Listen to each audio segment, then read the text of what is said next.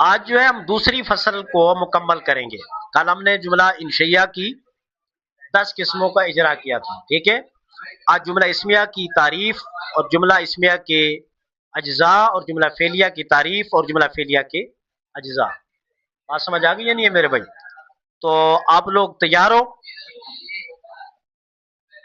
آپ یہ بتاؤ کہ جملہ خبریہ کی کتنی قسمیں ہیں؟ جملہ خبریہ کی 2 قسمیں ہیں، جملہ اسمیہ، جملہ فعلیہ. اچھا، یہ کہہ رہے ہیں کہ جملہ خبریہ کی 2 قسمیں ہیں، جملہ اسمیہ، جملہ فعلیہ. صحیح کہا اس نے. آپ کو پتا جملہ خبریہ کسے کہتے ہیں؟ کدھر آ جاؤ. جملہ خبریہ اسے کہتے ہیں جس کے کہنے والے کو سچا اور جھوٹا کہا جا سکے. انہوں نے بتایا کہ جملہ خبریہ اسے کہتے ہیں جس کے کہنے والے کو سچا اور جھوٹا کہا جا سکے. جملہ اسمیہ کی تعریف آتی ہے آپ کو؟ جملہ اسمیہ کے اجزاء بھی آتے ہیں، تعریف بھی اور اجزاء بھی دونوں بیان کرو. جملہ اسمیہ جس جملے کی پہلی جز اسم ہو اس کو جملہ اسمیہ کہتے ہیں. اس کی مثال جیسے زید عالم یعنی زید جانتا ہے. اس کے جملہ اسمیہ کے اجزاء. جملہ اسمیہ کی 2 اجزاء ہیں، 2 جزیں ہوتی ہیں. پہلی مسند الیہ جس کو مبتدا کہتے ہیں اور دوسری مسند جس کو خبر کہتے ہیں. اچھا، انہوں نے اس نے بتایا ہے بھائی، آپ ادھر آ جاؤ. جملہ اسمیہ اسے کہتے ہیں جس کی پہلی جز اسم ہو، ٹھیک بتایا. اور مثال دیا ہے زید عالم، صحیح ہے. اور پھر یہ بتایا کہ جملہ اسمیہ کی 2 جزیں ہوتی ہیں، پہلی جز مسند الیہ ہوتی ہے جس کو مبتدا کہتے ہیں، ٹھیک بتایا. اور پھر بتایا جملہ اسمیہ کی دوسری جز مسند ہوتی ہے جس کو خبر کہتے ہیں، ٹھیک ہے بھائی، صحیح بتایا ہے. ہاں بھائی، جملہ فعلیہ کی تعریف بتا دو بس. جملہ فعلیہ اسے کہتے ہیں جس جملے کے پہلے جملہ فعلیہ اسے کہتے ہیں جس جملے کے پہلے جو فعل ہو اسے جملہ فعلیہ کہتے ہیں. جیسے ضرب زید. آ جاؤ بھائی ادھر.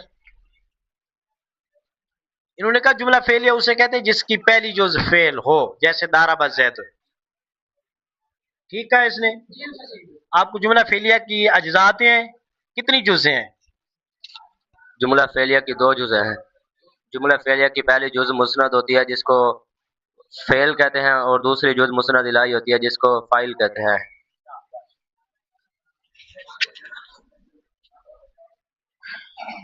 اس نے کہا جملہ فعلیہ کی 2 جزیں ہوتی ہیں، پہلی جز مسند ہوتی ہے جس کو فعل کہتے ہیں اور دوسری جز مسند الیہ ہوتی ہے جس کو، یہی بتایا نا؟ ٹھیک ہے میرے بھائی. آپ بتاؤ اسم فعل اور حرف کی حیثیت. اونچی آواز سے. اسم مسند ہوتا ہے اور اسم مسند اور مسند الیہ ہو سکتا ہے، اور فعل مسند ہو سکتا ہے اور مسند الیہ نہیں ہو سکتا، اور حرف نہ مسند ہو سکتا ہے اور نہ مسند الیہ ہو سکتا ہے.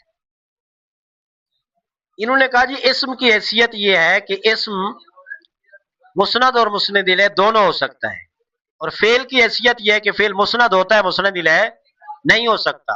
حرف نہ مسند ہوتا ہے نہ مسند الیہ. تو کیا صحیح بتایا ہے؟ جی شاہ صاحب، تیاری پوری ہے آپ کی. آپ بتاؤ جملہ اسمیہ کسے کہتے ہیں؟ اونچی آواز. جملہ اسمیہ اسے کہتے ہیں جس کا پہلا حرف اسم ہو، اسے جملہ پہلا جز اسم ہو، اسے جملہ اسمیہ کہتے ہیں. اسے جملہ اسمیہ کہتے ہیں.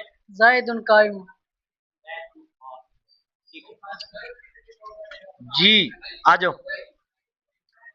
پیر صاحب نے بتایا جی جملہ اسمیہ اسے کہتے ہیں جس کی پہلی جز اسم ہو. تو کیا پیر صاحب نے صحیح بتایا میرے بھائی؟